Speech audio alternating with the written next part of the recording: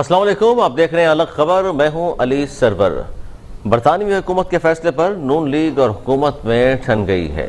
शहबाज शरीफ साहब ने आज प्रेस कॉन्फ्रेंस की, उसके जवाबी प्रेस कॉन्फ्रेंस फवाद चौधरी साहब ने भी की और इस तरह शिकवा जवाब शिकवा ही 2 दिन से हो रहा है। 48 घंटों से अवाम को गुमराह किया जा रहा है। शहबाज शरीफ साहब ने आज प्रेस कॉन्फ्रेंस करते हुए कहा और उन्होंने ये भी कहा कि इमरान खान का बस चले तो मुझे फ़ौरन जेल भेज दें। पिछली हुकूमतों में सड़कों की तामीर में करप्शन की गई और पैसा बनाया गया। इमरान खान ने आज एक तकरीब से खिताब करते हुए कहा और उन्होंने साथ में ये भी कहा कि FIA से इस मामले की तहकीकात का भी कह दिया है, यानी कि पिछली हुकूमतों में सड़कों की तामीर में करप्शन हुई है। उनका इशारा नून लीग और पाकिस्तान पीपल्स पार्टी की जानिब है और कहा गया है और उन्होंने कहा कि जी मैंने FIA को तहकीकात का भी कह दिया है, यानी मज़ीद केसेस होंगे और मज़ीद केसेस होंगे और करप्शन के हवाले से मज़ीद केसेस बनेंगे, जिसके हवाले से हमेशा ये कहते हैं जनाब कि मज़ीद जब केसेस बनेंगे तो फिर कहा जाएगा कि जी ये सियासी केसेस बने हुए हैं, क्योंकि ये बातें 3 साल से एहतसाब के हवाले से हम सुनते आ रहे हैं। एहतसाब का नारा लगाया था इस हुकूमत ने और अब तक एहतसाब ज़ाहिर दूर दूर तक भी नज़र नहीं आ रहा, क्योंकि हुकूमत के अपने जो वुज़रा हैं, आम MP MNS की मैं बात नहीं कर रहा, आम वुज़रा हैं, इनके जो आम लोग हैं उनकी नहीं, बल्कि वुज़रा मुशीर जो हैं इनके, उन सब पर भी केसेस मौजूद हैं, लेकिन वो केसेस आगे नहीं बढ़ते। इस पर हम बात करेंगे। हमारे साथ टेलीफोन लाइन पर मौजूद राना एहसान अफजल साहब सीनियर रहनुमा है मुस्लिम लीग नून के, और उनसे पूछेंगे कि जनाब ये सारा मामला है क्या। अस्सलाम वालेकुम राना साहब। वालेकुम सलाम। राना साहब, ये बरतानवी अदालत के फैसले के बाद मुसलसल गवर्नमेंट की जानिब से भी उनके वुज़रा मुसलसल प्रेस कॉन्फ्रेंस कर रहे हैं और आज हमने देखा कि शहबाज शरीफ साहब भी सामने आए और उन्होंने प्रेस कॉन्फ्रेंस की। लगभग 1 घंटा 10 मिनट की प्रेस कॉन्फ्रेंस थी और उसमें भी उन्होंने यही बात की कि 48 घंटों से आवाम को मुसलसल गुमराह किया जा रहा है। जो खबर आई वहाँ से, उसके बाद उसकी जिस तरह तशरीह हो रही हैं, जिस तरह मानने को गवर्नमेंट तैयार नहीं है, हालांकि फैसला बरतानवी अदालतों में हुआ है। ऐसा क्यों हो रहा है आपके ख्याल में? देखिए, इसकी वजह यह है कि दिसंबर 2019 में जो DG NAB थे और शहजाद अकबर साहब, उनकी मुलाकात हुई नेशनल ये जो NCA है, नेशनल क्राइम एजेंसी वालों के साथ लंदन के अंदर, और उसके बाद खतो खिताबत भी होती रही।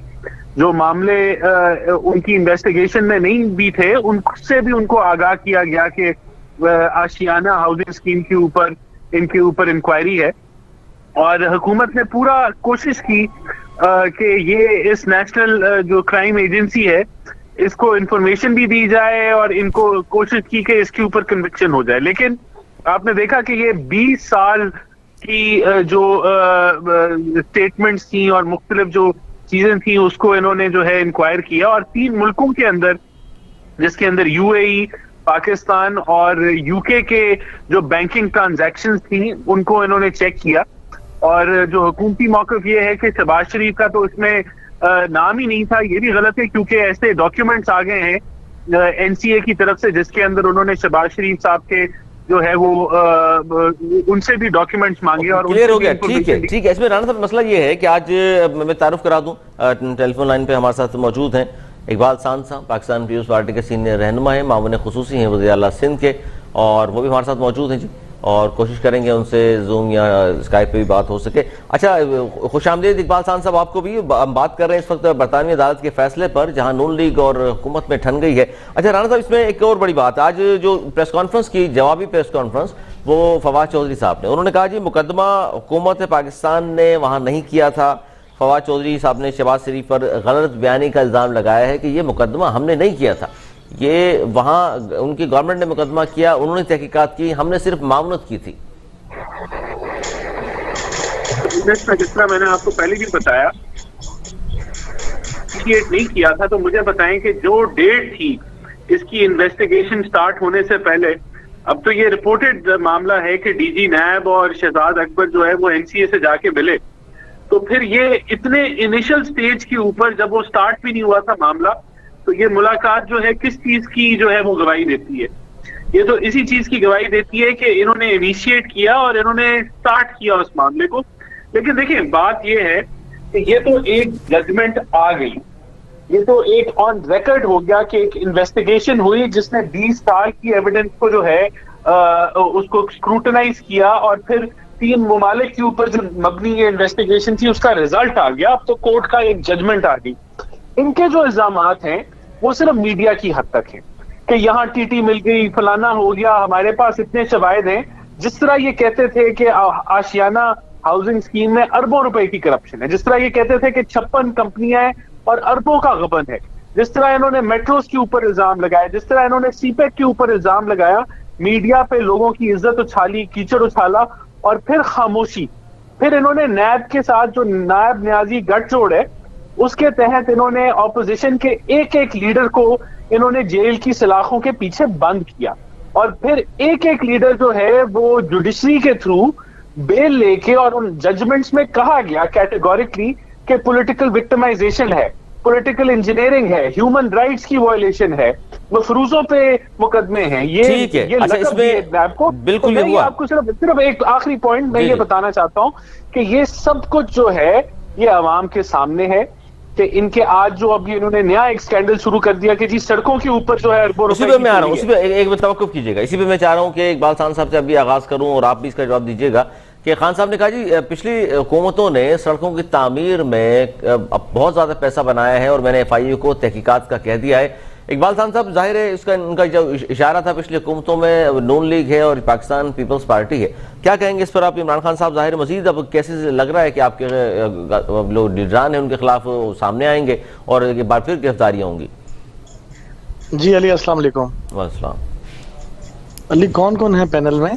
जी राना एहसान अब्दुल साहब मौजूद हैं और आप हैं और बाकी उसके बाद शामिल होंगे। जी जी। अच्छा अली, बात यह है कि अभी खान साहब के बयान की तो मैं क्या बात करूं। देखें, 3 साल, चौथा साल इनकी हुकूमत का शुरू हो चला, ठीक है, और अभी तक इनकी गुफ्तगू में पिछली हुकूमत के अलावा कुछ है ही नहीं।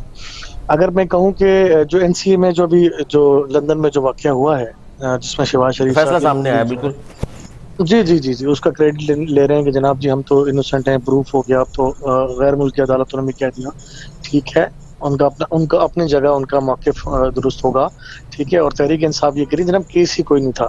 अच्छा, अभी हो क्या रहा है, दोनों सियासी जमातें प्रेस कॉन्फ्रेंस बराए मुकाबला बराए प्रेस कॉन्फ्रेंस है, और डेली आप देखें जी, दोनों हुकूमत की साइट पर देखें या नून लीग की साइट पर देखें, 2 से 3 प्रेस कॉन्फ्रेंस हुकूमत करती है, उसके जवाब में नून लीग करती है, अगर नून लीग करती है तो जवाब में हुकूमत करती है।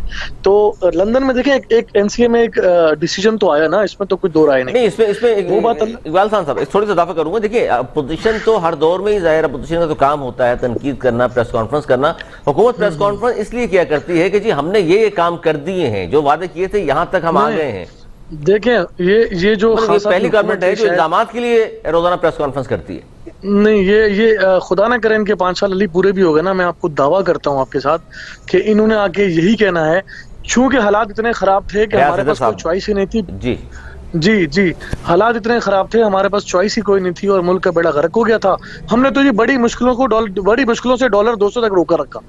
देखें, ये होगा खुदा ना खास्ता मेरे मुंह में खाक अगर ये मजीद 1.5-2 साल गुजार गए, क्योंकि ये मुतमल नहीं हो सकता इनके ज्यादा। नहीं तो आपको क्यों लगता है इकबाल खान साहब कि 2 साल ये नहीं मजीद गुजार सकेंगे? क्योंकि PDM में टूट फूट का शिकार आप लोग बाहर आ चुके हैं और इतनी जाहिर है अकेले पाकिस्तान पीपल्स पार्टी तो घर नहीं भेज सकती, ना PDM में इतनी ताकत है कि घर भेज सकती। देखिए, मैं आपको बताऊं अली, बात यह है कि मुझे तो जरदारी साहब का शुरू का वो स्टेटमेंट याद है कि खुदारा इनको छोड़ दो, हमें इनको गिराने की जरूरत नहीं, ये खुद गिरेंगे।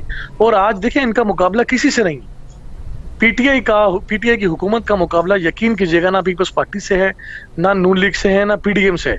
इनका मुकाबला अपने आप से है, इनका मुकाबला अपने उन झूठ से है जो इन्होंने कैंटेनर पे खड़े होकर कहे थे और जो इन्होंने अपनी 22 साल जद्दोजहद में जो कहानियां गाने गाए थे, उनका मुकाबला उसी को डिफेंड करते करते इनका वक्त गुजर जाएगा और उसी पर ये बात करते करते जनाब पीपल्स पार्टी ये कर गई और नून लीग ये कर गई। देखिए, बहुत सादा जुमलों में आपको अली एक बात समझाऊं, मैं नंबर्स पे नहीं जाता। इस मुल्क के जो सादा लोग कौम है वो इस बात को नहीं समझती कि जनाब फाइनेंशियल कंडीशन हमारे मुल्क की क्या पोजीशन है। वो ये देखती है कि दाल के रेट क्या हैं, आटे के रेट क्या हैं, चीनी के रेट क्या हैं, पेट्रोल के रेट क्या हैं। डॉलर हमारे मुल्क में 100-105 रुपए 70 साल लगे उसको 100-105 तक पहुंचते डॉलर में, और अल्लाह के फजल से इन्होंने इसको 170-175 तक जो है इन 3 सालों में पहुंचा दिया अल्लाह के फजल से। ठीक है, तो जब ये कंटेनर पे खड़े होकर बिजली के बिल जलाते थे तो उस वक्त बिजली का बिल फी यूनिट 8 रुपए था। इस वक्त बिजली के बिल के रेट क्या और मजीद बढ़ाने की बात की जा रही है 25 रुपए से ज्यादा। नो डाउट सर, गरीब सबसे ज्यादा मुतासिर हुआ है और यही बात मैं कर रहा हूँ आपसे। सर इनका मुकाबला अपनी नाअहली से है, नालायकी से है, और इनका मुकाबला नहीं, अब तो कंटेनर पे तस्लीम जो कर उन्होंने लिया। बातें की थी ना। ठीक है इकबाल साहब, ये तो मैं राणा साहब से पूछना चाहूंगा कि तस्लीम कर लिया दोनों पार्टियों ने कि जी 5 साल तो इनको हम नहीं घर भेज सकते, इलेक्शन की तैयारियां करें, क्योंकि शहबाज शरीफ साहब भी बार बार कह रहे हैं जी 2023 का इलेक्शन शफाफ होना चाहिए। इट्स मीन कि कहीं ना कहीं आप लोग जहन बना चुके हैं कि जनाब 2023 में इलेक्शन होने, इस गवर्नमेंट ने 5 साल तो पूरे देखिए करने हैं। हमने तो कहीं भी नहीं कहा, हमने तो कहीं भी नहीं कहा कि बिलावल भुट्टो साहब तो 2023 में कल इलेक्शन इंतखाबात की होना बात चाहिए। करें, मैं राणा साहब से पूछ रहा हूँ। राणा साहब। ठीक है, हाँ जी राणा साहब। सी बात है कि ऑपोजिशन हुकूमत को कैसे गिरा सकती है। लेकिन 2-3 तरीके ही है ना ऑपोजिशन को हुकूमत के अदम एतमाद लाई जाए, और अगर जो पीपल्स पार्टी ने पेशकश की है, हो जाती है फिर हुकूमत गिर जाती है। उसके अलावा आप कोई जो है आउट ऑफ कॉन्स्टिट्यूशन कोई हल निकालें कि आप लॉन्ग मार्च करें और धरने दें, वो मेरे ख्याल से अब चलते नहीं है। तीसरा तरीका ये था कि हम रेजिग्नेशन इन मास दे दें पूरी ऑपोजिशन, तो वो एक तरीका था, लेकिन उसके ऊपर सारी ऑपोजिशन जो है वो मुत्तहद नहीं हुई। तो अभी लगता ऐसे है कि हुकूमत को गिराना, ऑपोजिशन की किसी मूवमेंट से अदम एतमाद लाके उसके ऊपर हमारा मौकफ क्लियर है कि हम समझते हैं कि जब तक जो खुफिया हाथ हैं वो उसमें रोल ना अदा करें तो वो चीज मुमकिन नहीं है, जिसके लिए PMLN तैयार नहीं है। तो लगता यह है कि हुकूमत कोई ऑपोजिशन के अमल से गिर जाए वो मुश्किल है, लेकिन जिस रास्ते पे हुकूमत निकली हुई है, जिस तरह महंगाई है, मैं समझता हूं कि कोई भी, यानी कि इसके अंदर कोई भी जो है वो आग लग सकती है इस 2 साल के दौरानिये में, जो कि एक मूवमेंट की शक्ल इख्तियार कर सकती है। तो हुकूमत को खतरा है। नहीं, लेकिन राणा साहब ये बात भी तो साथ साथ आज इमरान खान साहब ने फरमाई है कि जनाब नून लीग के मुकाबले में हम सस्ती सड़कें बना रहे हैं। आप लोगों ने तो करप्शन भी की, उसमें महंगी भी बनाई, और अब सस्ती सड़कें बनेंगी, खान साहब फरमा रहे हैं। देखें, बिल्कुल इमरान खान साहब सही फरमा रहे हैं। जिस तरह उन्होंने कहा था कि हम जो मेट्रो बना रहे हैं, जो BRT हम बना रहे हैं, वो सबसे सस्ती BRT है और वो सबसे महंगी BRT है। फिर इन्होंने फरमाया कि इस BRT जो है ये सब्सिडी नहीं लेगी, और फिर आया कि ये सबसे ज्यादा सब्सिडी ले रही है। इसी तरह इन्होंने फरमाया 1 करोड़ नौकरियां होंगी, जो 1 करोड़ नौकरी बनती होगी, और 50 लाख घर बनेंगे और लोग बेघर हो गए। तो इसी तरह जो ये इल्जामात लगाते हैं कि हमने 35 पंक्चर हो गए, और फिर ये कहते हैं ये एक सियासी बयान था। तो इमरान खान साहब ने जो इनका एक देखें अमल है, हमें समझना होगा कि ये 3 साल से इनकी स्ट्रेटेजी क्या है ऑपोजिशन के लिए। ये मीडिया ट्राई करते हैं, वजीर मुशीर आते हैं मीडिया के ऊपर और एक भरमार लगा देते हैं, अरबों खरबों का गमन होगा। फिर जो नैब न्याजी को इस्तेमाल करते हैं अपोजिशन लीडर्स को, जब की बारी आती है तो फिर शायद ये नहीं पाता, जो है वो अच्छा, आप दोनों से, राणा साहब ठीक है आपकी बात, लेकिन अब जो इसमें हुकूमत अब राब्ता करना चाह रही है इलेक्ट्रॉनिक वोटिंग मशीन पे, वो कहते हैं किसी भी हाल में हमने इलेक्ट्रॉनिक वोटिंग मशीन के जरिए ही 2023 का इलेक्शन करवाना है। इकबाल साहब आप भी और राणा साहब आप भी फर्दर मुझे जवाब दीजिए कि आखिर मामला क्या है, आप लोग क्यों तैयार नहीं है? इलेक्ट्रॉनिक वोटिंग मशीन दुनिया के बहुत सारे ममालिक के जहाँ इस्तेमाल हो रही है। देखिए हमारे यहाँ तो जिस तरह ये चमगोइयाँ हो रही हैं, हमारा साइबर क्राइम के इतने अटैक होते हैं, हमारे एफबीआर का डेटा हमारे यहाँ महफूज नहीं है, ये इलेक्ट्रॉनिक मशीन कैसे महफूज रहेंगी?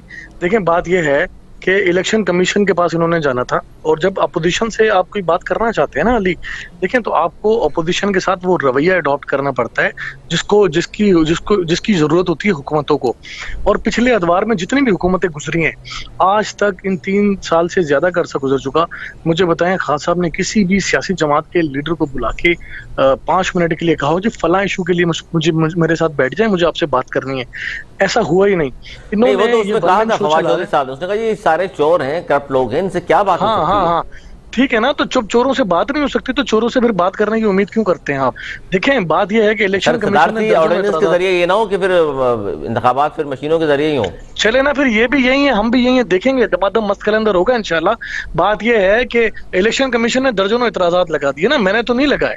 इलेक्शन कमीशन एक आईनी इदारा है, उससे लगाएं, उनको तो जवाब देना पहले उनको मुतमईन करें, फिर सियासी जमातों के पास आ जाएं और फिर कहें जनाब, बड़े मौदबाना अंदाज में कहें जनाब अपोजिशन जमातें आ जाएं, चूंकि हम इस पर इत्तफाक पैदा करना चाहते हैं।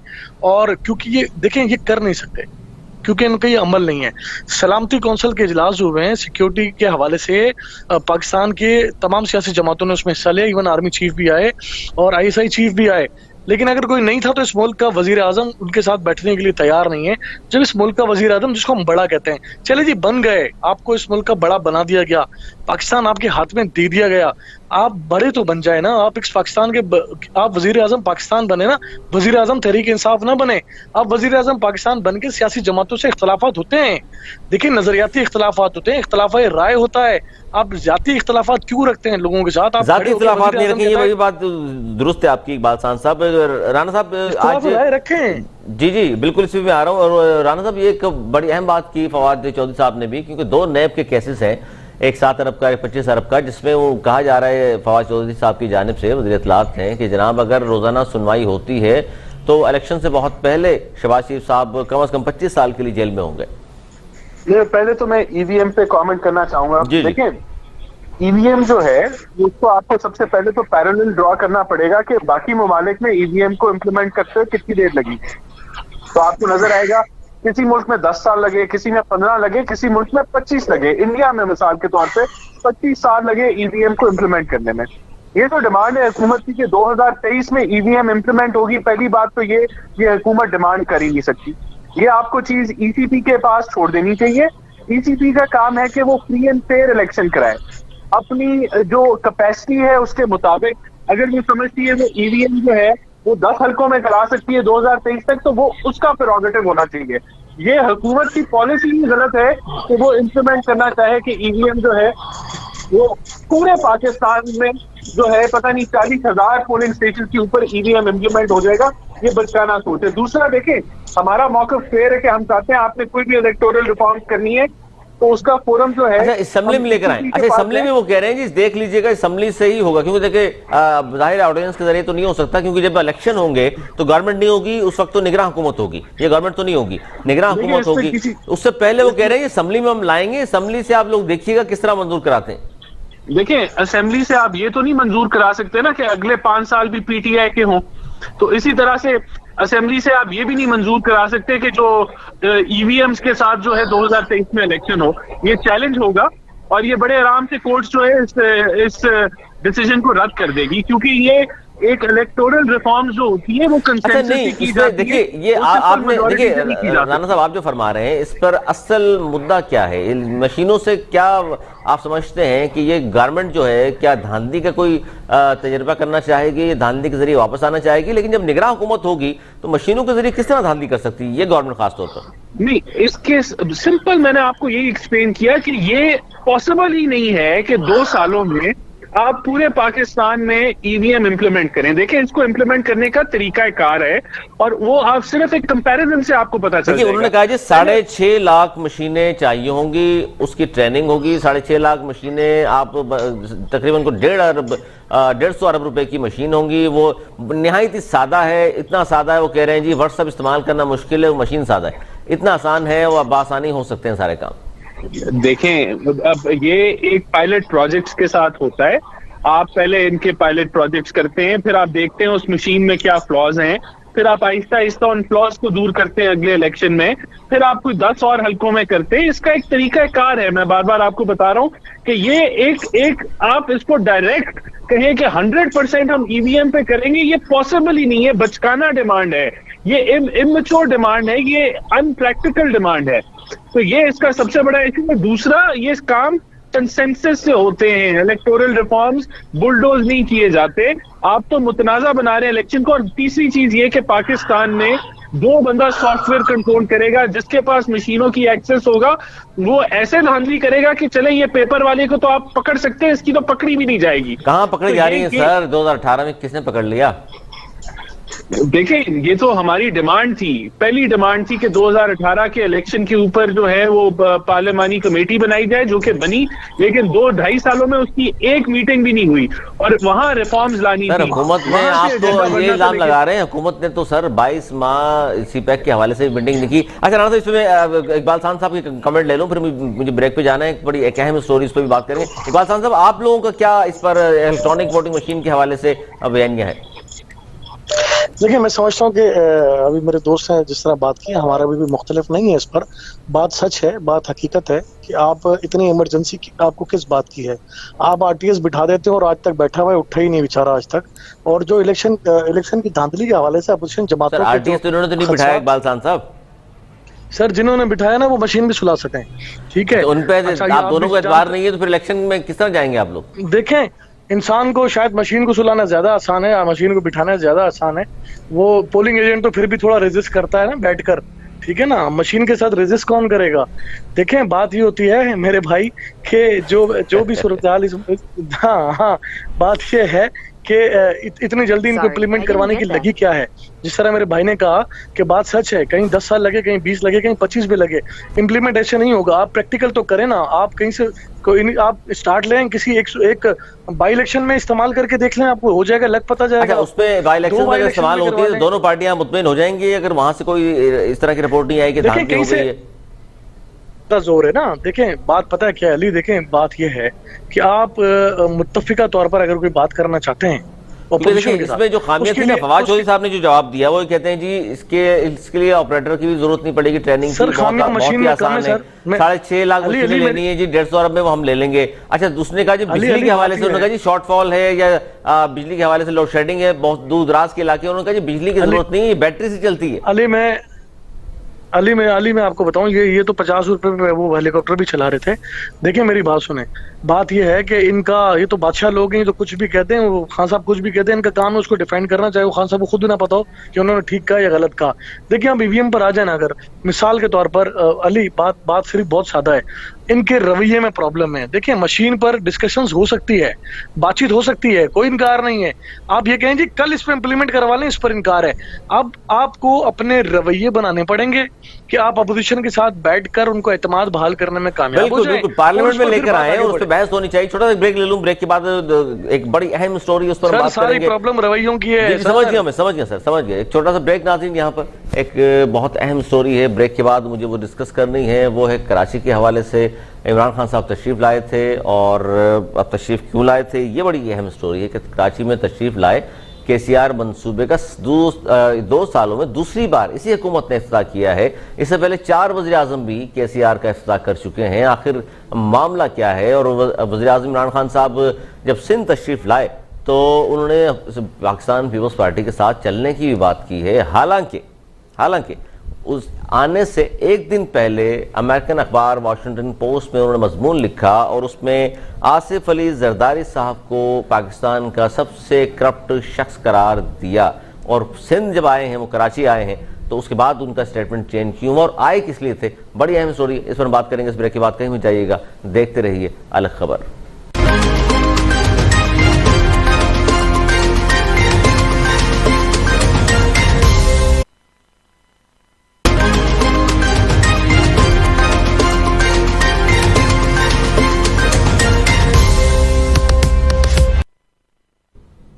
में एक बार फिर खुशामदीद। हम बात कर रहे हैं जी 2 साल में केसीआर का दूसरी बार इफ्तिताह हुआ है। इससे पहले 4 वज़ीर आज़म भी इफ्तिताह कर चुके हैं। ये मंसूबा 2004 में सोचा गया और उसके बाद जायका के पास गया। 2016 में वज़ीर आला सिंध इत्तफाक से उस वक्त भी मुराद अली शाह साहब थे, उन्होंने उस वक्त के वज़ीर आज़म को ख़त भी इस हवाले से लिखा था और CPAC में शामिल करने की उन्होंने बात भी की थी।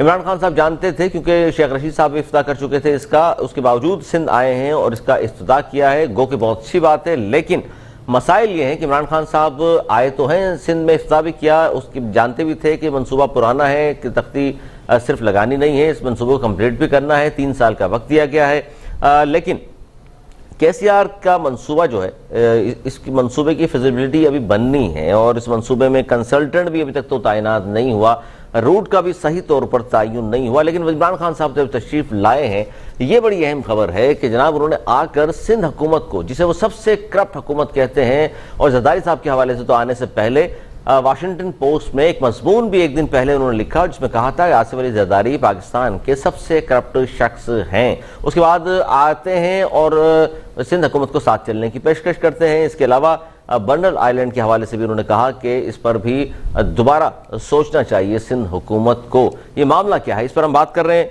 और रियाज हैदर पाकिस्तान तहरीक इंसाफ के सीनियर रहनुमा है, मेंबर्स इन असम्बली में हमारे साथ हैं, इकबाल खान साहब भी हैं और रेहान हाशमी एमक्यूएम पाकिस्तान से हमारे साथ हैं। सबसे पहले रियाज हैदर साहब, आप इसके पास आऊँगा, क्या कहेंगे ये मामला, क्योंकि इफ्तिदा तो कर दिया है, 3 साल का कहा गया है कि ये मनसूबा कंप्लीट होगा, और ठीक है इन बातों में हम नहीं जाते कि 2004 से कौन कौन इफ्तिदा करता रहा, इसका लोगों का भला होना चाहिए जी, अच्छी बात है, देर आए दुरुस्त आए। आप बताइए कि कंप्लीट होता आपकी गवर्नमेंट में जाहिर नहीं होगा, 3 साल का अगर मंसूबा है, आपकी गवर्नमेंट के तो गालबन 2 साल रह गए। जी बिस्मिल्लाहिर्रहमानिर्रहीम। देखिए मैं केसीआर से पहले आपको ये बताना चाहूंगा कि पहले जो जिन जिन प्रोजेक्ट्स के हवाले से आपने भी अभी तारुफ में बता भी दिया कि केसीआर पहले किन किन हुकूमतों ने इसको अनाउंस किया मगर उस पर इनिशिएटिव नहीं लिया। जिस तरह आपने जैका का भी जिक्र किया और साथ में ये भी कहा कि वजीर आला साहब ने जो है वो एक लेटर भी लिखा और उसको कहा कि इसको सीपैक में शामिल कर दिया जाए, तो मैं समझता हूँ एक अच्छा इनिशिएटिव है।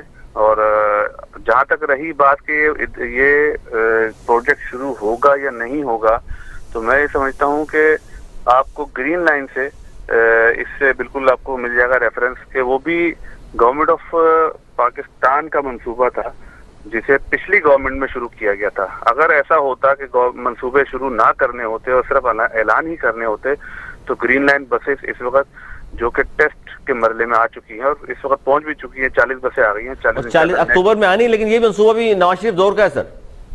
तो मैंने पहले गिनवा दिया ना, पिछली हुकूमत में ये प्रोजेक्ट चल रहा था। मगर आप ये गुज़िश्ता अगर पाकिस्तान की हिस्ट्री देखें तो बहुत दफा ऐसा हुआ है कि जो गुज़िश्ता गवर्नमेंट की प्रोजेक्ट होते हैं उन पे काम नहीं होते। सही, और उसकी सिर्फ वजह यही होती है कि जी वो गुज़िश्ता गवर्नमेंट के काम है, उस पर जाहिर सी बात है गुज़िश्ता गवर्नमेंट को भी क्रेडिट जाएगा, हमें जितना क्रेडिट जाएगा उतना तो नहीं, मगर जो इनिशिएटिव है उसका भी क्रेडिट उसी को जाएगा। तो मैं समझता हूँ कि आपको नीयत, किसी की नीयत पे अगर आपको देखनी हो क्या किस तरीके से, तो आप इस प्रोजेक्ट पे आप ले सकते हैं। अच्छा, दूसरा आपने बात की केसीआर की, मैं साथ साथ आपको सुनवाऊंगा K4 का भी इंशाल्लाह उस पर भी वर्किंग हो रही है, उस पर भी काम शुरू हो जाएगा। और वो मंसूबा भी 2006 से शुरू कर अगर हम करें, इनिशिएट किया गया था, करते करते 2014 में उसको शुरुआत की गई उसकी, और उसमें भी उस वक्त की फेडरल गवर्नमेंट ने अपना जो 50% का शेयर था वो दे दिया था। मगर चूंकि सिंध हुकूमत ने उसमें 1 रुपया भी खर्च नहीं किया था, तो उसका जितना भी वो जो इंफ्रास्ट्रक्चर डेवलप हुआ वो उन्हीं 12 अरब रुपए में हुआ था। अगर आप उसकी डॉक्यूमेंटेशन निकालेंगे तो आपको पता लगेगा कि फेडरल गवर्नमेंट ने ही सिर्फ अपना शेयर किया था। जो हमारी सवाल जो मैंने किया था उन्होंने इस पे कोई शेयर ही नहीं किया। अच्छा, मैंने सवाल ये भी किया था कि इमरान खान साहब सूबे पे आते हैं जी, मैं इससे भी आ रहा, मैं चाहता हूँ साथ साथ इस पे भी चले ना। इमरान खान साहब ने सिंध हुकूमत को, इससे पहले तो हालांकि वो कहते रहे हैं कि सबसे बड़ा मसला ही सिंध हुकूमत है, यानी कि पीपल्स पार्टी एमक्यूएम में चले, एमक्यूएम तो इत्तेहादी होगी आपकी, लेकिन चलने की जो पेशकश की है। हालांकि एक दिन पहले उन्होंने मजमून लिखा, वॉशिंगटन पोस्ट में शाया हुआ, जिसमें जरदारी साहब को सबसे करप्ट आदमी उन्होंने कहा, उसके बावजूद भी कराची आते हैं और सिंध गवर्नमेंट को साथ चलने की पेशकश करते हैं। सर ये क्या है? देखिए, किसी भी मुल्क में अगर टियर सिस्टम जो बना होता है गवर्नमेंट के हिसाब से, फर्स्ट टियर फेडरल गवर्नमेंट है, सेकंड टियर जो है वो प्रोविंशियल गवर्नमेंट है, थर्ड टियर जो है वो हमारी बलदियाती गवर्नमेंट होती है, जिसका मैं समझता हूँ कि अभी तक उसको इनकाद नहीं कर सकी सिंध गवर्नमेंट। वो भी देखना चाहिए। हम ये कहते हैं कि उसको भी बलदियाती फौरन इंतखाबात करवा देने चाहिए। उससे जो ये जिस किस्म के आजकल बलदियाती इंतखाबात रियाज हैदर साहब सिंध हुकूमत करा दे, पंजाब में ना हो, केपी में ना हो। देखिए, मैं बात कंप्लीट कर लूं फिर समझ में आ जाएगी चीजें। मेरा कहने का मकसद ये है कि अगर सारे काम ठीक तौर पे चल रहे हों तो आप किसी भी गवर्नमेंट को तनकीद का निशाना, या जो आपके अपोनेंट हो उनको आप तनकीद का निशाना बनाएं तो अच्छा भी लगता है। मगर आप अगर गुज़िश्ता पूरी इसकी वो निकाल के देखें तारीख सिंध हुकूमत के हवाले से या पीपल्स पार्टी की हुकूमत के हवाले से, तो कोई भी ऐसा ऐलान शुदा काम या प्रोजेक्ट मुकम्मल नहीं हुआ। इवन मैं अभी आपको 2019 की मिसाल दे देता हूँ कि हमने सिंध गवर्नमेंट ने सक्खर में कुछ आई थिंक शायद 20 बसें हैं, शायद मैं नंबर्स में शायद मैं मिस्टेक कर रहा हूँ, बट जहाँ तक मुझे याद पड़ता है 20 बसों की इनॉग्रेशन भी की थी, 20 बसें रोड पे भी आ गई थी, बट उसके 4 महीने या 6 महीने के बाद वो बसें गायब हो गई। और अच्छा, वो ठीक है, मैं ये चाह रहा हूँ कि इमरान खान साहब ने पेशकश की है, सर मैं चाह रहा हूँ थोड़ा सा शुरू होता है, कोई भी प्रोजेक्ट जब शुरू होता है तो उसको ऑन भी किया जाता है। सर ऑन भी कर रहा हूँ, मैं चाह रहा था कि आप इसका जवाब दे देते, पेशकश क्यों की है। चले इस पे एमक्यूएम पाकिस्तान जाहिर है वो इत्तेहादी आपके। एक मिनट आ रहा हूँ, रेहान हाशमी साहब से पूछ लेता हूँ। ये लोग साथ थे, जाहिर तालियां बजाते रहे वहां बैठ के, पुराने मंसूबे का इफ्तिताह दोबारा हुआ है। रेहान हाशमी साहब बहुत शुक्रिया वक्त दिया आपने, और क्या कहेंगे इस हवाले से? मंसूबा तो जाहिर है आप लोग भी देख रहे हैं, बहुत पुराना मंसूबा है, एक बार फिर इसका इफ्तिताह हुआ है, वो 3 साल में कहा गया कि कंप्लीट होगा। और एक अच्छी बात यह है कि पेशकश की है पीपल्स पार्टी को साथ लेकर चलने के, हालांकि आप भी और खान साहब भी कहते रहे हैं सबसे बड़ा मसला ही पीपल्स पार्टी है सूबे के लिए। बिस्मिल्लाहिर्रहमानिर्रहीम। अली देखें, सियासी निजाम में किसी को मार्जिनलाइज आइसोलेट करके सिस्टम को आगे नहीं बढ़ाया जा सकता। बावजूद इसके कि आपके बहुत सारे इख्तलाफात हों, लेकिन सिस्टम को, लोगों को, आवाम को सहूलत पहुंचाने के लिए हमें कोऑर्डिनेशन, कम्युनिकेशन, फैसिलिटेशन बरकरार रखनी होती है ना। और मेरा ख्याल है खान साहब ने अगर ये जेस्चर दिया है तो बहुत अच्छी बात है। तमाम पॉलिटिकल पार्टी को मुल्क के लिए, अपने इलाकों के लिए, अपनी कॉन्स्टिट्यूएंसीज के लिए काम करने चाहिए। लेकिन देखें, वहां पर फिर जब गिला होगा तो हमें खुल के गिला भी करना चाहिए। केसीआर का मंसूबा जहां तक ताल्लुक है, एक तरफ हम कहते हैं कि मुल्क का इकोनॉमिक हब है, केसीआर के लिए समझना जरूरी है कि ये मंसूबा 1964 में शुरू हुआ था। 2006 में जेट्रो ने इस पर सर्वे किया। 2009 का जो इसका अप्रोक्सीमेट कॉस्ट बन रही थी वो 18 मिलियन बन रही थी। 2020 में इसकी कॉस्ट तकरीबन 30 मिलियन बन गई। जेट्रो का सर्वे अधूरा रह गया। 50 किलोमीटर पे मुश्तमिल ये लाइन है। अब 50 किलोमीटर में बहुत मौजूद के साथ खान साहब की नीयत पे मुझे शक नहीं है, लेकिन 50 किलोमीटर की लेंथ के ऊपर मेरा अभी ख्याल है कि बमुश्किल तमाम 20 किलोमीटर भी अगर ये चल जाए तो बड़ी बात है। उसकी वजह क्या है? आप ज्यादा कह रहे हैं सर, 20 भी नहीं होगा। नहीं, मेरे अपनी इख्तरा है, वो आप ज्यादा बेहतर बता सकेंगे। नहीं, मैं ही चाह रहा हूं कि आप लोग तो सर कराची के रहने वाले हो, चलिए खान साहब को नहीं मालूम होगा कि इसके मंसूबे की फिजिबिलिटी नहीं बनी अभी तक, कंसल्टेंट तैनात नहीं हुआ। हद तो यह है कि कौन सी ट्रेन चलेगी ये भी नहीं पता, क्या रूट होगा। एक्निक ने जाहिर अप्रूवल तो दे दी थी 20 अरब रुपए की, लेकिन ओवरहेड ब्रिज बनाने की वो दी थी। अब इस पर होगा क्या, क्योंकि इतना बड़ा मंसूबे का एक बार फिर इफ्तिताह कर दिया है। ये आप नहीं समझते कि लॉलीपॉप दे के चले गए आप लोगों को एक बार फिर खामोश करने के लिए? नहीं, मैं प्राइम मिनिस्टर के लॉलीपॉप का लफ्ज इस्तेमाल नहीं करूंगा, मुनासिब नहीं है। क्योंकि देखिए, वो अगर आ रहे हैं और रियाज साहब ने बिल्कुल, आप तो इस्तेमाल नहीं करेंगे, जाहिर सी बात है, 2 वजारत के लिए खामोश होना पड़ता है सर आपको। सबके लिए काबिल एहतराम होना चाहिए, कोई भी प्राइम मिनिस्टर हो, मुल्क का प्राइम मिनिस्टर है। हाँ, ये जरूर है कि हमें तनकीद करनी चाहिए, अगर हमारा गिला है तो तनकीद भी तो करनी चाहिए, और हमने की है। इफ्तिताह में बैठकर तालियां बजाते हैं सर, आप कह रहे हैं हम तनकीद कर रहे हैं। देखें, हम तो जो अच्छी चीज होगी उसमें हमें खड़े होकर सलूट भी करेंगे हम उनको, लेकिन जहां पर सर ये अच्छी चीज आप खुद ही कह रहे हैं कि ये आपको 50 किलोमीटर वाला 20 में नहीं लग रहा, तो फिर आपने इस पर तनकीद वहीं करनी चाहिए थी। देखिए सर, यही तो बात कर रहा हूं। देखें, इसका हल क्या है, सोल्यूशन क्या है? क्या प्राइम मिनिस्टर आके यहाँ पर इंक्रोचमेंट को साफ कराएंगे? क्या यहाँ पर काज़ीन जो कब्जा करके बैठे हुए हैं, जो लैंड है उसके ऊपर एक्शन लेंगे? क्या प्राइम मिनिस्टर एक्शन लेंगे? सर ये कब्जे का आपने जिक्र कर दिया बीच में सर, एक टॉपिक अलग हो जाएगा, वरना पीपल्स पार्टी और आपके नाम आएगा इस शहर के हवाले से। खान साहब भी यही कहते रहे हैं, पीपल्स पार्टी अली जिसका भी नाम आए, जो भी मुलव्विस है एनक्रोचमेंट करवाने में, सबके खिलाफ एक्शन होना चाहिए, कोई भी हो उसमें। पार्टी का एक्शन पीपल्स पार्टी क्यों एक्शन नहीं लेती इन चीजों पे? इकबाल खान साहब, पीपल्स पार्टी इन चीजों पे क्यों एक्शन नहीं लेती? और मिलकर साथ चलने की जो पेशकश की है पीपल्स पार्टी, क्या रिप्लाई कर रही है सर उस पर?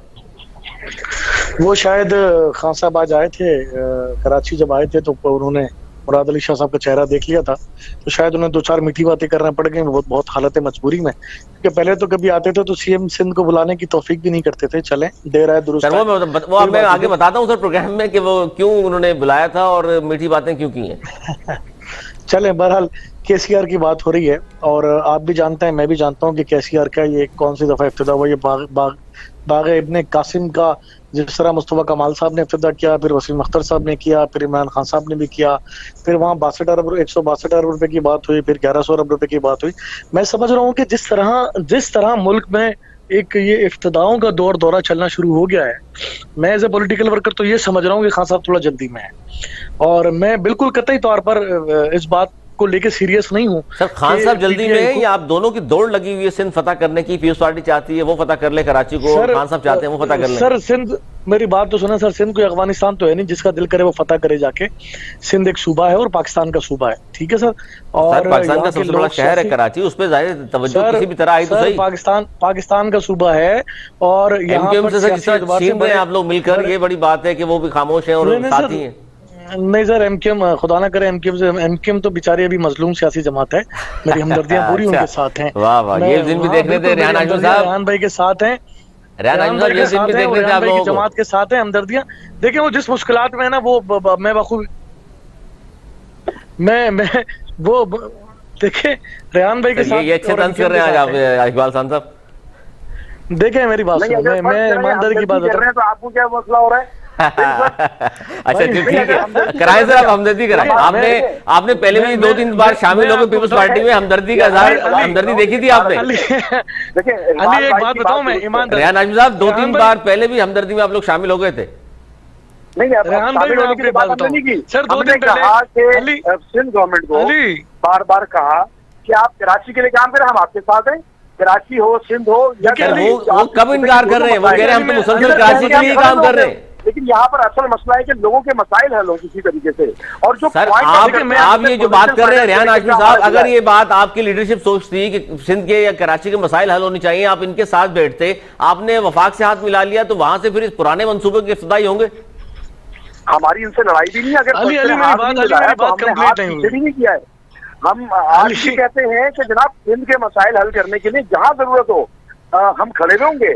और ये बाजी में भी आपने देखा कि हम वजीर आला हो, देखिए नहीं इंशाल्लाह बहुत जल्द आप साथ हैं, बहुत जल्द इज्जत और एहतराम बहुत जल्द आप साथ होंगे। अच्छा ये बात हो चुकी है, इसका मतलब भरपूर तरीके से कोशिश की। और आज भी आपके प्रोग्राम के तवज्जुह से ये बारहा हम कहते आ रहे हैं, अभी भी कह रहे हैं कि जहां पर जरूरत हो एमक्यूएम आपको फैसिलिटेट करने के लिए खड़ी हुई है। लेकिन गिला ये है कि प्रोविंशियल फाइनेंस कमीशन जो कि कराची का अर्बन सिंध का अरबों रुपए वाजिबल अदा है, काइंडली उसको देना शुरू करें। वो बिल्कुल सही आपकी बात, बिल्कुल सही आपकी बात। वो भी बेहतर तरीके से। अच्छा इसमें एक पॉइंट है जिसमें मैं आना चाह रहा हूँ रियाज साहब, एक पॉइंट है जिसमें वज़ीर आज़म साहब ने कराची जब आए, उन्होंने बंडल आइलैंड के बारे में कहा कि सिंध हुकूमत को इस पर नजरसानी करना चाहिए। खबर यह है कि कहा जाता है कि जी नजरसानी इसलिए कराना चाहते हैं खान साहब के कुछ दोस्त हैं बाहर मुल्क से, अरबों डॉलर्स वो यहाँ सरमायाकारी करना चाहते हैं, नया शहर बसाना चाहते हैं, इसलिए खान साहब ने जरा मीठी मीठी बातें भी की हैं, सिंध गवर्नमेंट किस तरह मान जाए। वरना उससे पहले मैंने बताया वो मजमून लिख कर आए थे, जरदारी साहब का इसमें नाम शामिल था और सबसे करप्ट आदमी कहा था। देखें जो आपने खबर दी है, जाहिर सी बात है ये अगर तस्दीक इसकी कर दें या सिर्फ आप ये सुनी सुनाई खबर है। सर जरा तो मैं नहीं बताऊंगा ना आपको। नहीं जरा नहीं बताएं, आप बोल रहे कि हाँ यार ये खबर पक्की है। सर आप हिस्सा है पीटीआई का, आप बताइए ऐसा ही है या नहीं है?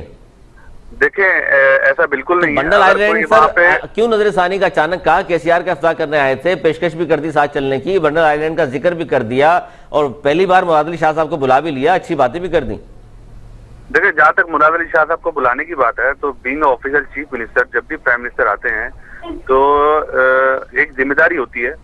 तो जिम्मेदारी मुराद अली शाह तो हर बार ये कहते हैं हमें पता ही नहीं होता कब आ रहे हैं वज़ीर आज़म साहब, कब आते हैं। देखें ना, जब उनको सब चीजें मालूम होती हैं, इतनी अंदर की खबरें उनको मालूम होती है, सब पता होता है। इसका मतलब तो ये है, अब वो अगर उसको नहीं जानबूझ के एक्सेप्ट करना चाहते, वो एक दीगर बात है। देखिए मैं इस वक्त बहस नहीं करना चाह रहा हूं, मैं खबर को कंफर्म करना चाह रहा था, मैं सिर्फ खबर कंफर्म करना चाह रहा था, मैं सिर्फ खबर कंफर्म करना चाह रहा था। सर ऐसी बात है या नहीं है? बंडल आइलैंड पर गवर्नमेंट संजीदा है, वफाकी हुकूमत खान साहब के दोस्त हैं, खरीदना चाहते हैं। आप सवाल करने के बाद ना जवाब नहीं देने देते। सर मैं इसी भी बात कर रहा हूँ, जवाब कंप्लीट कर लूँ? जी जी आप वैसे दोबारा सवाल कर लीजिएगा।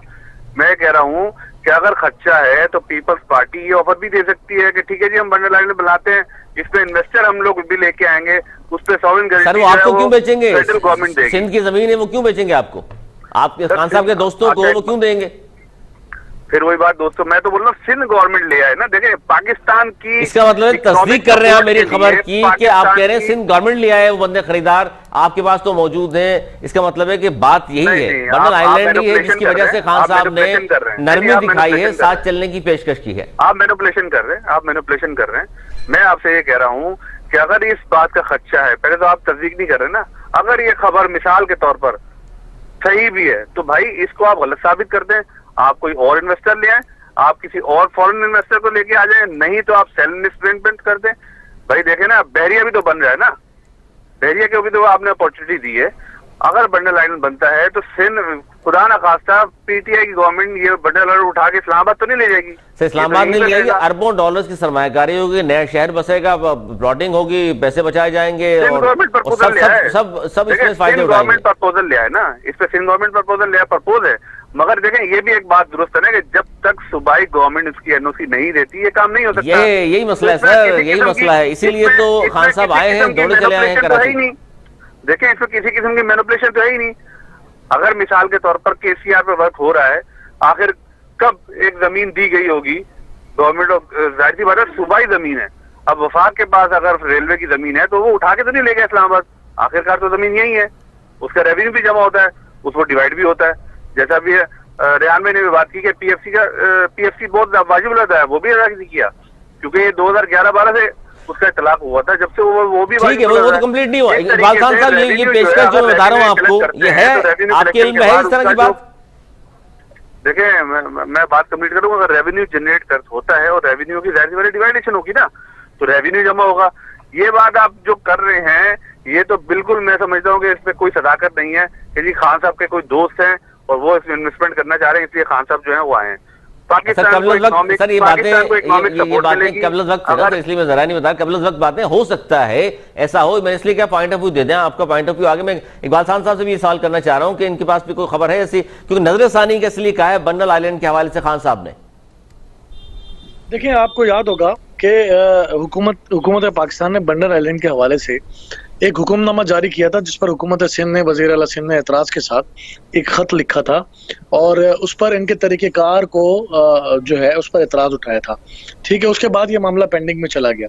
अच्छा, मुझे समझ नहीं आता कि बंडल आइलैंड पे इतना जोर क्यों है, किस बात पर इतना जोर है? क्या इसके बाद हमारे मुल्क की मईशत बहुत स्ट्रांग हो जाएगी? क्या डॉलर नीचे आ जाएगा? लोगों की मईशत मजबूत हो जाएगी सर?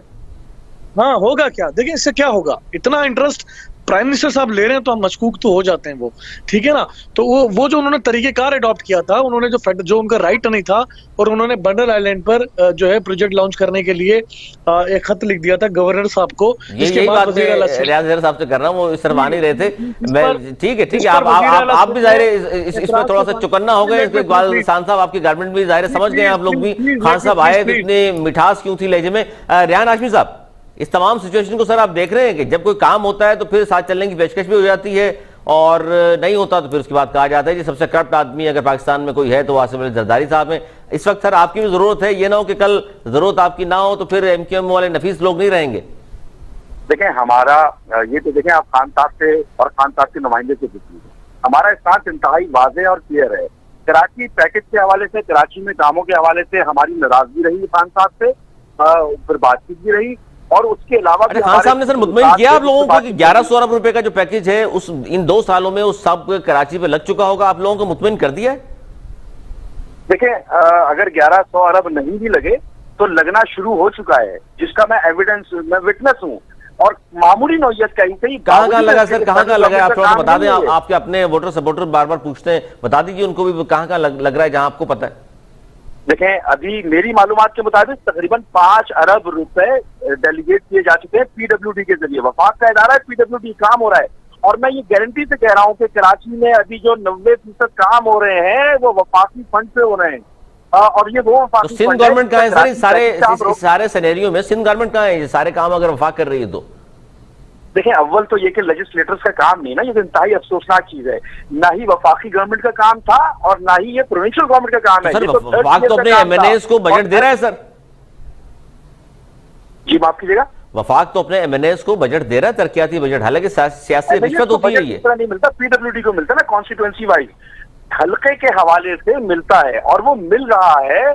मेरी मालूमात मुसद्दिका ये है, जिसकी मैं गुजारिश करूंगा आपसे भी कि आप भी इसको रीवेरीफाई करें कि ये काम हो रहा है। और मैं ये कह रहा हूं यहाँ पर कि 80-90% जो भी काम अभी हो रहे हैं, चाहे वो सेवरेज का ही क्यों ना हो, वो कराची पैकेज के तनाजुर में ही हो रहा है। चलिए ठीक है, इस पे मैं समझ गया हूँ सर। आपने कहा जब ऊँट के मुंह में जीरा ही सही, 5 अरब रुपए तो आए कराची पे खर्च होने के लिए। शान साहब, कराची और सिंध की बात करूंगा, बेहतर बनाने के लिए पाकिस्तान पीपल्स पार्टी को मजीद कितने अदवार चाहिए? देखिए कराची की जहां तक बात करें, कराची में पिछले 3-4 सालों में जब से शहर का सियासी माहौल खुशगवार हुआ है, कराची में डेवलपमेंट के बहुत सारे काम हुए हैं। कराची की बहुत मेन सड़कें बनी, ओवरहेड ब्रिजेस बने हैं। वो कह रहे हैं 90% काम तो वफाक कर रहा है सर, आप तो कर कुछ नहीं रहे। सर वफाक जो है, वफाक भी इसी सूबे से ताल्लुक रखता है ना, वो पाकिस्तान का हिस्सा है सिंध भी। देखिए अगर फेडरल काम कर रहा है तो अपने मुंतखब नुमाइंदों के जरिए कर रहा है, उसको करना चाहिए। और कराची के लोगों ने मैंडेट दिया या नहीं दिया, उनको मैंडेट मिल मिल गया। मैं इसीलिए मैं हमदर्दी जो रेहान भाई से करता हूँ ना, देखिए जो फेडरल के साथ ये बेचारे बैठे तो हैं, लेकिन सबसे ज्यादा परेशानी भी अंदर से इन्हीं को है, क्योंकि जो मैंडेट कराची में जिन लोगों का था, उन लोगों का मैंडेट काट पीट के किसी और के हवाले किया गया। अब ठीक है, उनके मुंतखिब नुमाइंदे हैं, तो मुंतखिब नुमाइंदों के जरिए अगर वो तरक्याती काम कर रहे हैं तो इसमें कोई कबात नहीं होना चाहिए। एक सारा काम तो आप लोगों को करना चाहिए ना, सबसे बढ़कर तो इक़्तिदार निचली सतह पर मुंतकिल करें। देखें आज इसका पैमाना क्या है अली, देखिए मैं बहुत सादा अली मैं बहुत सादा बात करूं, तरक्की का पैमाना सर वो फिर लंबा प्रोग्राम हो जाएगा। अभी यही बात कर रहे थे रेहान हाफिज साहब, बात करने का। सर प्लीज मुझे बात करें दे 1 मिनट। देखिए अली, मैं बहुत सादा और बहुत सिंपल जुमलों में अपनी बात करूंगा कि अगर पीपल्स पार्टी, MQM या पाकिस्तान तहरीक इंसाफ से इस शहर के लोग मुतमईन हैं, इससे इस कराची के लोग जो हैं उनकी परफॉर्मेंस से मुतमईन है, उसका पैमाना क्या है? उसका पैमाना इलेक्शन होता है, और उस इलेक्शन के जरिए इलेक्शन में तो जाहिर है यहाँ से सर सिंध में आप ज्यादातर कामयाब हुए हैं और कराची जैसे बड़े शहर में PTI कामयाब हुई है। अगर यही पैमाना है तो इट्स मीन के मुंतखब जो लोग यहाँ से हुए हैं, उसका मतलब आवाम उनके दरमियान उन्हीं की पजीराई है। नाज़रीन, वक्त की किल्लत है। अगले प्रोग्राम तक के लिए अली सरवर मेरी टीम को दी इजाज़त। अल्लाह हाफिज़।